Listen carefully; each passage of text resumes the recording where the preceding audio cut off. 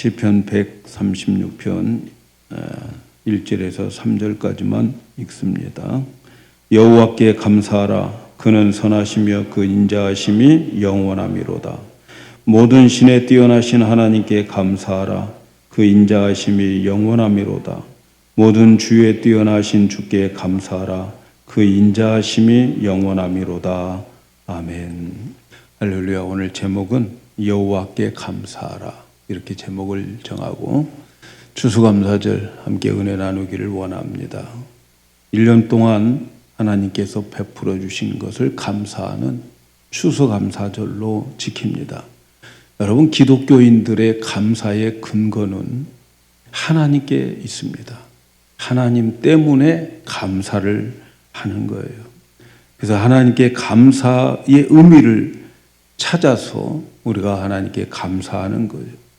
우리가 자칫 추수감사절 하면은 미국의 청교도 신자들이 어렵고 힘든 가운데에 이 아메리카 대륙에 도착하고 여기에서 첫 해의 농사를 지어서 그들이 하나님 앞에 감사를 하는 그 감사가 추수감사절의 기원으로 생각하는 사람들이 많이 있어요.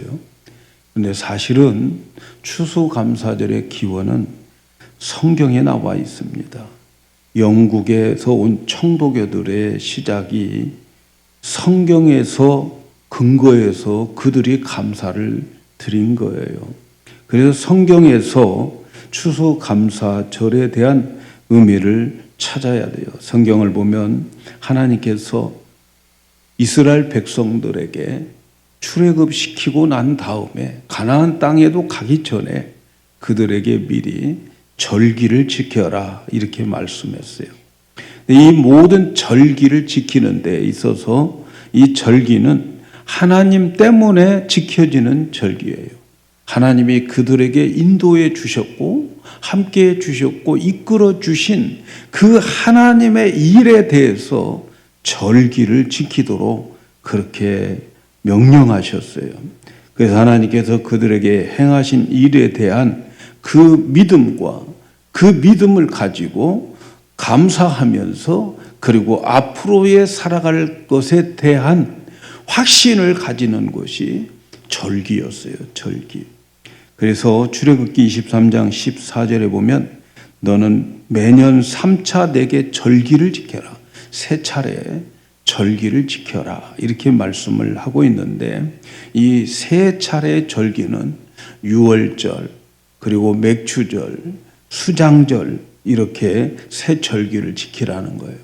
유월절이라고 하는 것을 무교절이라고도 하는데, 왜냐하면 유월절 시작해서 누룩이 없는 빵 일주일 동안 먹고, 그래서 유월절과 함께 무교절을 지키는 거예요. 유월절을 지키게 된다.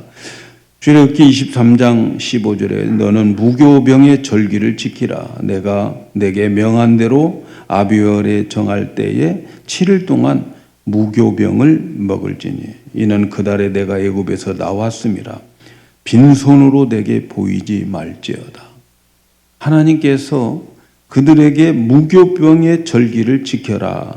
그 무교병의 절기, 누룩이 없는 딱딱한 이 떡을 일주일 동안 먹게 되는데 그것을 먹기 전날을 유월절이라고 그래요. 그래서 그게 합쳐져서 유월절, 무교절, 그렇게 말하는 거죠. 이 절기를 지켜라. 이 절기를 지킬 때에 빈손으로 오지 말라요. 예물을 가지고 와라. 하나님께서 그 예물을 통해서 그의 마음을 보기 위해서 예물을 가지고 와라, 이렇게 말씀하고 있는 거죠. 그 다음에 맥추절과 수장절을 지켜라. 16절에 출애굽기 23장 16절에 맥추절을 지키라. 이는 내가 수고한 밭에 뿌린 것에 첫 열매를 거둠이니라. 그래서 1년 동안 중간에 맥추절을 지키게 돼요. 보리 농사를 중간에 이제 추수하게 되는데 그걸 맥추절이라, 이렇게 말하고, 그 다음 수장절을 지켜라. 이는 내가 수고하여 이룬 것을 연종의 밭에서부터 거두어 저장합니다. 연종이라고 하는 건 1년 동안 생활하면서 1년 동안 농사 지었던 것을 거두어서 그것을 이제 창고에 쟁여놓는 것을 말해요. 그래서 수장절이다 이렇게 말하고 있는 거죠. 그래서 수장절은 1년 동안 추수해서 하나님의 함께해 주신 것에 대한 감사의 절기를 지키는 것인데 바로 그것이 오늘의 추수감사절로 생각하면 되겠습니다. 어떻게 여러분들은 금년도 추수감사절을 지킵니까? 1년 동안 하나님께서 우리에게 베풀어 주신 것을 가지고 오늘 감사의 예배를 드려야 되는데, 제가 11월 첫 주에 시작할 때에 11월 달에는 우리의 감사의 일기를 씁시다. 감사를 생각해내서 오감 5가지의 감사를 씁시다. 그리고 그 감사를 오늘 추수감사절에 그 감사의 제목을 올리면서 우리의 기도가 감사함으로 올려지는 그러한 기도가 되어서 축복받기를 원한다 하는 말씀을 드렸어요. 여러분 얼마 감사의 일기를 썼습니까? 그 감사의 일기를 쓰신 분들은 내년에 그 감사의 10배, 100배 축복이 있기를 축복합니다. 얼마나 감사의 제목이 있는지요. 여러분들의 감사한 것만큼 행복합니다. 여러분의 감사한 것만큼 복되게 되는 거죠. 저에게 있어서 가장 큰 감사를 생각해 보니까 저에게 있어서 개인적으로 저는 여러분들과 함께 이 예배당에서 예배드리는 것이 저에게는 가장 큰 감사였던 것 같아요. 정말 좋은 우리 성도님들과 함께 예배드리고, 그래서 지난 금요일 날은 정말 그 감사 기도를 하나님께 올리면서 정말 여러분의 한 분 한 분 얼굴을 떠올리면서 이분들과 함께 예배드리고 이분들과 함께 우리가 신앙생활 할 수 있다는 것이 너무 감사했어요. 그리고 그렇게 하나님께 감사를 드리는데 제 자신이 나는 행복한 목사구나 이런 생각이 들었어요. 여러분, 감사와 행복은 감정이 같은 거예요. 우리가 감사할 때 행복하고 행복하면 감사가 나오게 되어 있어요. 그래서 여러분의 행복한 그 삶이 여러분에게 있다면 여러분에게는 감사도 넘치게 되어 있어요. 감사 대신 불평, 불만 잔뜩 가지고 있다면 그 사람은 행복한 게 아니지요. 근데 하나님은 하나님의 백성들에게 감사하라고 명령을 했어요. 명령. 절기를 지키라 명령을 하셨어요. 이 절기는 다 감사절이에요. 감사하는 거. 하나님이 함께 해주신 것에 대한 감사에 대한 명령이었어요. 여러분 성경을 읽다 보면 하나님께서 우리에게 명령하실 때 어떤 명령은 권고적 명령이 있어요. 권고적 명령. 예를 들면 로마서 12장 18절에 할 수 있거든 너희가 서로 모든 사람과 더불어 화평케 하라. 할 수 있거든 모든 사람들하고 화평하게 지내라. 어찌 우리가 모든 사람하고 화평하게 지낼 수 있겠어요? 마음에 안 든 사람도 수두룩하고 내 속을 뒤엎은 사람도 수두룩한데 어떻게 그 사람들하고 화평하게 우리가 지낼 수 있겠어요? 그냥 보기만 해도 속이 뒤틀리는데, 그런데 하나님께서 우리에게 너희들 할 수만 있으면 화평케 해라 이렇게 말씀하는 거예요. 다 알고 있어. 네 속 뒤틀고 있는 거 알고 있어. 그렇지만 참고 화평하게 지내라. 그런 권고의 명령들이 있단 말이죠. 그런 권고의 명령은 안 해도 되지만 해도 좋겠다 하는 거죠. 안 한다고 해서 죄 짓는 건 아니에요. 그런데 하면 내가 기뻐할 거야. 내가 너를 귀하게 여길 거야. 하고 권고 명령들이 성경에는 많이 나오죠. 그런가 하면 성경에 보면은 하나님께서 명령하실 때 반드시 그것을 지켜 행해야 될 명령이 있어요.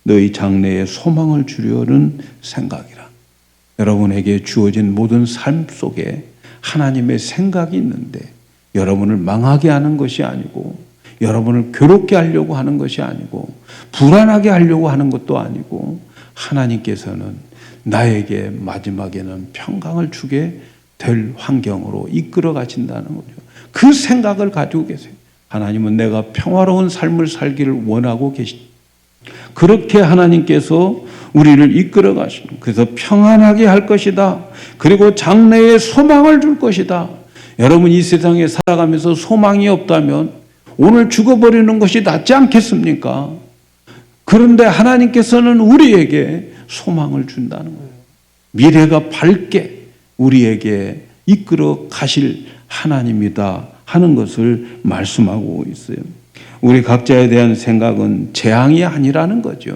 내가 지금 당하고 있는 것들이 어렵고 힘들어서 하나님이 나를 벌 주고 계시는 거 아닌가? 그렇게 생각하지 말라는 거죠. 아니야. 내가 이것을 통해서 너 이 실패를 통해서 더 큰 실패를 내가 지금 맞고 있는 거야. 이것을 통해서 너에게 더 평안을 주기를 원하는 거야. 하나님께서는 우리를 그렇게 대해주시고 그래서 우리의 미래의 소망을 주고 이끌어 가신다. 이 하나님을 믿기 때문에, 이 하나님의 선하심을 믿기 때문에 여호와께 감사하라. 무조건 감사하라. 로마서 8장 28절에 우리가 너무나도 잘 아는 말씀이죠. 우리가 알거니와 하나님을 사랑하는 자 그 뜻대로 부르심을 자한다. 여러분들은 하나님의 뜻대로 부르심을 받은 자들이에요. 부르심을 받은 자들에게는 모든 것이 합력해서 선을 이룬다.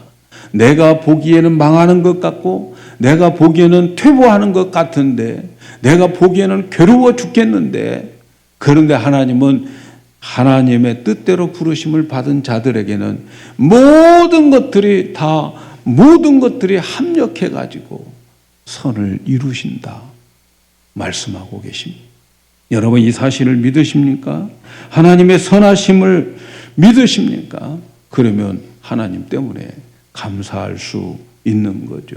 그분은 나를 영원히 사랑하시고 내가 가는 모든 길을 결국은 선하게 이끌어가요. 바울은 하나님을 믿는다 하면서 거꾸로 믿었어요. 예수를 핍박한 자들이었어요. 그런데 하나님께서 그를 부르실 때에 그를 모든 것을 합력해서 하나님으로부터 귀하게 선하게 쓰임받게 되는 것을 보게 됩니다. 그래서 기독교인들은 감사해야 될 이유가 하나님께 있는 거예요. 하나님 때문에 감사를 하는 거죠. 사랑하는 여러분, 감사, 행복 같은 감정이라고 말씀을 드렸죠. 감사하는 사람이 행복합니다. 행복한 사람이 감사하게 되고 만일 여러분의 삶 속에 감사가 넘친다면 여러분은 행복한 사람이에요. 행복한 사람은 다른 사람들에게 만들어지는 게 아니에요. 근데 행복은 내 안에서 만들어져요. 내가 감사하면 행복한 거예요. 많은 사람들이 나는 저 사람 때문에, 남편 때문에, 자식 때문에 나는 불행하다고 생각해요. 아닙니다, 여러분. 행복은 자신에게 만들어집니다. 자기에게 감사가 넘치면 행복도 넘치게 되는 거예요. 그런데 왜 행복이 우리에게 없습니까? 왜 우리가 감사하지 못합니까? 그것은 성숙하지 못해서 그러는 거죠. 여러분 나이가 많아도 말이죠. 맨 불평, 불만, 원망 이런 것으로 가득 차 있으면 애들같이 보이지 않아요? 나이 많아서 맨날 감사하는 일은 없고 맨날 짜증스럽고 불평, 불만만 있다면 나이는 먹었어도 속사람은 어린 거지요. 성숙하지 않은 거지요. 성숙한 사람은 작은 일에도 감사해요. 지금 가진 것 가지고도 감사를 막 읊어대는 거예요. 오늘 우리에게 가진 것 너무 많아요. 그럼에도 불구하고 감사하지 못합니다. 없는 것 찾아서 불평하는 거예요. 있는 것도 감사할 것이 많은데 없는 것 찾아서 불평합니다. 얼마나 편한 세상에 지금 우리가 살고 있습니까? 그런데도 우리는 틈만 나면 짜증내요. 불안하고 불편하고 왜 짜증을 내야 됩니까? 우리같이 편안한 세상에 사는 사람이 지금 어디가 있어요? 오고 온 세세 중에서 이 세상에 오늘처럼 편안하게 사는 사람들이 어디가 있어요? 그런데 짜증이에요, 짜증. 왜 이렇게 감사가 없을 거예요, 여러분? 왜 우리에게 감사가 없을까요? 감사가 없는 이유는 욕심이 많아서 그래요. 욕심이 크니까 감사가 없는 거예요. 그래서 불평, 원망, 불만 이런 것들이 많은 거죠. 욕심이 작으면 불평, 불만, 원망 그리 많지 않습니다. 감사가 더 많아져요. 그래서 욕심이 많으면 감사가 없고 감사가 없으면 불행한 거죠. 마태복음 5장에 보면 심령이 가난한 자가 복이 있다 그렇게 말씀해요. 욕심이 없다는 거죠. 심령이 가난하면 욕심이 없다는 거죠. 그 사람은 복이 있는데 어떤 복을 가진 거? 어떤 복이냐? 천국을 가진다. 천국이 저희 것임이요. 이렇게 말씀하고 있습니다. 이 땅에 사는 것도 고통스럽고 힘들고 그렇지만 심령이 가난한 자가 되면 이 어렵고 힘든 이 세상, 똑같이 살아가는 세상에서 천국으로 살아가게 된다는 거죠. 여러분, 우리가 천국에 가면 감사가 넘치는 거예요. 천국에 가서 할 일은 감사예요. 영원토록 감사하는 곳이 천국이에요. 지금까지 우리는 내 인생 내가 이해하지 못하고 왜 이렇게 내 인생이 펼쳐지는가 우리는 해석이 안 됩니다. 그러나 천국 가면 다 해석이 돼요. 아, 그때 하나님이 나를 사랑하시려고 그것을 막으셨구나. 그때 하나님께서 더 큰 실패로 가지 않도록 하기 위해서 거기에서 나를 실패하게 만들었구나. 그 작은 실패가 얼마나 감사한지. 하나님께서 이것을 나에게 주시려고 내 기도를 응답해 주시지 않았구나. 천국에서 나의 인생에 살아온 그 모습을 보면 감사할 것밖에 없어요. 그래서 천국에서 감사하는데 심령이 가난한 자는 이 땅에 살아가면서 그런 마음으로 그런 천국으로 살아간다 하는 것을 보게 됩니다. 하나님의 사랑을 깨닫게 되고 그 사랑 안에서 하나님을 이해하고 더 하나님을 기뻐하고 하나님을 찬양하면서 살아가는 것. 심령이 가난한 자들은 욕심이 없다는 거 아닙니까? 욕심도 없고 그래서 주님께서는 그들에게 감사만 넘치고 그리고 천국의 삶을 살게 해주신다는 거죠. 의에 줄이고 목마른 자가 복이 있다. 의에 줄이고 목마른 자가 복이 있다. 욕심이 없고 그리고 의에 줄이고 목마른 자 복이 있는데 어떤 복? 의에 줄이고 목마른 자는 배부름을 얻을 것이다. 배부름이 뭐예요? 만족할 것이다 라는 거죠. 왜 만족이 없습니까? 의에 줄이고 목말라 하지 않기 때문에 그런 거죠. 우리가 심령이 가난한 자가 되고 의에 줄인 자가 된다면 우리는 이 땅을 천국으로 살아갈 것이고 이 땅에서 만족함을 누리며 살아가게 될 배부르며 행복하게 살아갈 수 있는 거예요. 그런데 만일 우리가 욕심을 부려야 할 것에 대해서 욕심을 부리지 않고 엉뚱한 곳에 욕심을 부리고 있단 말이죠. 그래서 불행한 거예요. 그래서 우리에게 분별력이 필요한 거예요. 분별력이. 뭐가 중요하고 뭐가 덜 중요한가를 분별력을 아는 것은 여러분 이 세상을 살아가면서 너무나도 큰 축복 중에 축복이에요. 뭐가 귀중하고 뭐가 나쁜지를 아는 사람. 정말로 그 사람에게는 이 세상을 축복된 삶을 살 수 있는 거죠. 분별할 수 있어야 돼요. 농부가 남의 집에 가서 밭을 가는데 그 밭에 보화가 감춰져 있는 것을 봐요.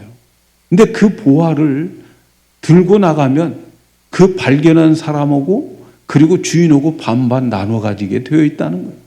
그냥 그걸 그대로 다 덮어놓고 그리고 자기의 있는 모든 재산 다 털어가지고 그 밭 나한테 팔라고. 그래서 그 밭을 샀어요. 밭 속에 뭐가 있기에? 보화가 있기에. 보물을 발견하는 거예요. 여러분, 우리가 분별력을 가지고 있다는 것은 보화를 발견하는 것과 같은 거예요. 그 보화를 발견해야 돼요. 그래서 이 그리스도인들은 분별력을 가져야 되는데, 이 분별력은 성숙해야 되는데, 그리스도인의 성숙은 거듭남을 말하는 거예요. 예수 믿고, 그리고 예수님을 영접하고, 그리고 새 사람이 되었을 때에 비로소 눈이 뜨여지게 되고, 그래서 그 사람은 세상을 분별할 수 있고, 뭐가 중요하고 뭐가 중요하지 않는가를 분별할 수 있는 거죠. 믿음을 가진 사람들은 어떤 것이 소중한지, 어떤 것이 가치가 있는지를 분별합니다. 정말 우리가 감사해야 할 것이 무엇인가를 알고 감사를 할 수 있게 되는 거예요. 그래서 거듭나는 것, 철든다고 하는 것, 이것은 말이죠, 하찮은 것과 귀한 것을 분별할 수 있는 그러한 눈이 뜨여지게 되는 거예요. 우리 기독교인들의 가장 감사해야 할 것이 뭘까? 철든 사람들이, 거듭난 사람들이, 예수 믿는 사람들이 가장 우리에게 감사해야 될 것이 무엇인가를 우리는 분별력을 가져야 되는데, 여러분 어떤 것일까요? 여러분이 예수 믿고 그리고 이 세상 살아가면서 정말 감사해야 될 것이 무엇인가? 정말 보배처럼 여길 수 있는 감사가 무엇인가? 이것을 찾는 것이 축복이죠. 축복이에요. 그런데 여러분, 우리들에게 가장 귀한 그 축복이 뭐냐면, 가장 감사를 해야 될 그 축복이 뭐냐면, 내가 죄사함을 받은 것, 그리고 내가 천국 간다고 하는 사실, 이것이 세상의 어떤 것보다도 가장 귀한 보배입니다. 여러분, 그걸 보배로 느껴져야 돼요. 여기에 앉아있는 여러분, 수많은 사람들이 여기에 다 올 수 있을 것 같은데, 그거 아무나 이 자리에 못 오는 거예요. 아무나 예수 믿는 게 아니에요. 아무나 예수 믿고 천국 가는 게 아닙니다. 하나님께서 이 지구상에 있는 수많은 사람들 중에서 여러분들을 택하고 고르고 골라가지고 이 자리에 와 있는 거죠. 우리가 얼마나 많은 죄를 짓고 있는지 몰라요. 여러분, 얼마나 많은 죄를 짓고 있는지 몰라요. 우리가 착해서 이 자리에 온 게 아니에요.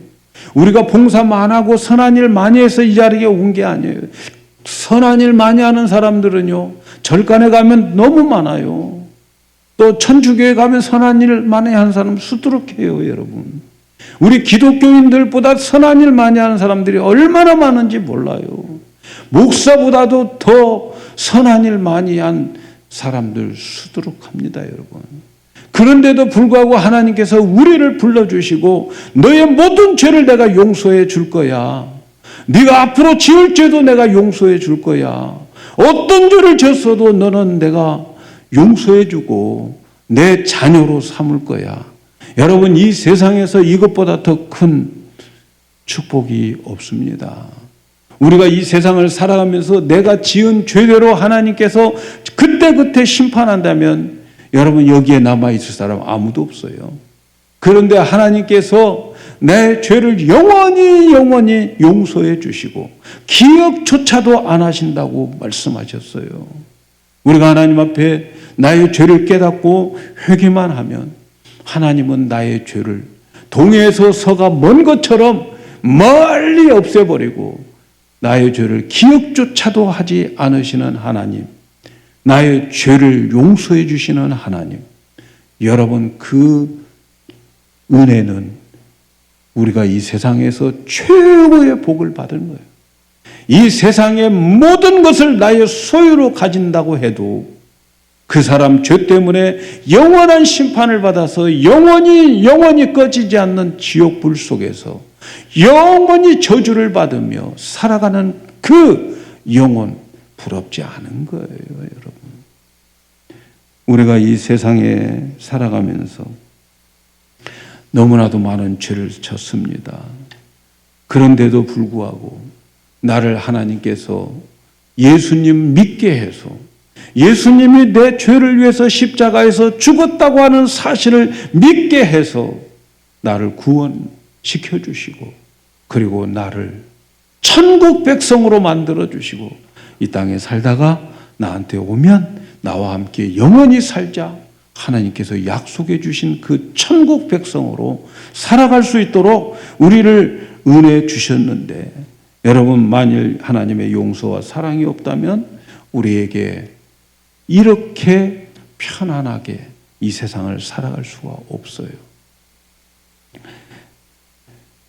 진정으로 우리가 감사해야 될 것은 하나님께서 우리의 죄를 용서해 주실 뿐만 아니라 우리를 구원시켜서 천국 백성으로 삼아 주셨다 하는 거예요. 하박국 선지자가 이런 노래를 했습니다. 비록 무화과 나무가 무성치 못하고 그리고 포도나무에 열매가 없어도 감람나무에 소출이 없어도 또 밭에 식물이 없어도 외양간에 소가 없고 우리의 소가 없고 양이 없어도 나는 여호와를 인하여 즐거워하고 나의 구원의 하나님을 인하여 내가 기뻐하리라. 거듭난 사람들은 외양간에 소가 없어도 내가 하는 일이 잘 안 돼도 내가 구원받은 것 때문에 하나님께 감사할 수 있다. 이렇게 말씀하고 있어요. 하박국 선지자는 어떤 형편에 따라서 감사의 반사 조건으로 감사가 드려지는 것이 아니에요. 형편대로 좋아질 때 감사하고 나빠지면 불평하고 그런 감사가 아니에요. 무화과 나무에 열매가 없고 포도나무에 열매가 없고 밭에 뭐 이제 거둘 것이 없고 외양간과 우리의 소 양들이 없더라도 내가 구원을 받은 것 때문에 감사한다. 이렇게 고백하고 있습니다. 나의 구원의 하나님을 인하여 기뻐하리라. 여러분, 우리가 이 세상을 살아갈 때에 어쩌면 지금보다도 더 안 좋은 세상이 올 수도 있어요. 지금보다도 더 어렵고 힘든 세상을 살아갈 수도 있어요.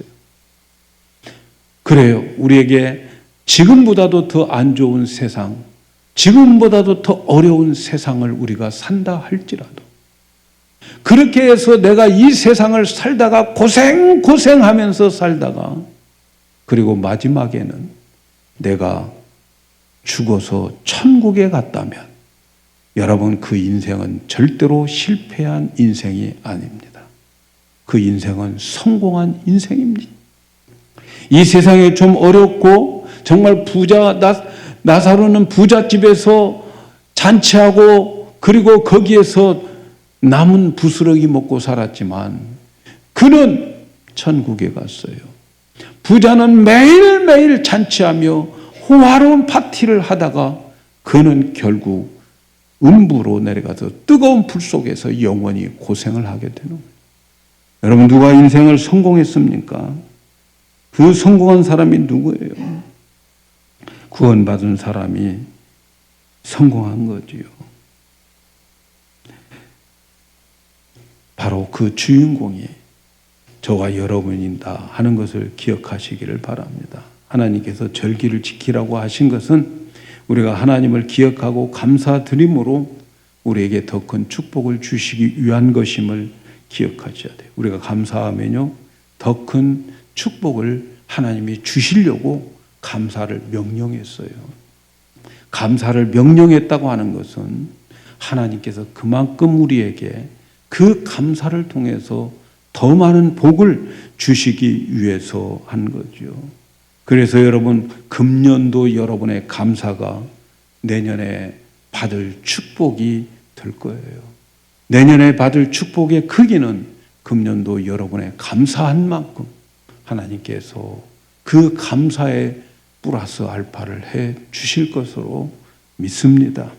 만약 우리가 감사한다면 하나님이 우리에게 축복을 주실 것인데 우리에게 감사하는 자들에게는 하나님께서 어두움의 세력들을 물리쳐 주셔요. 여러분 우리가 이 세상 살아가면서 어두운 것들이 많이 있죠.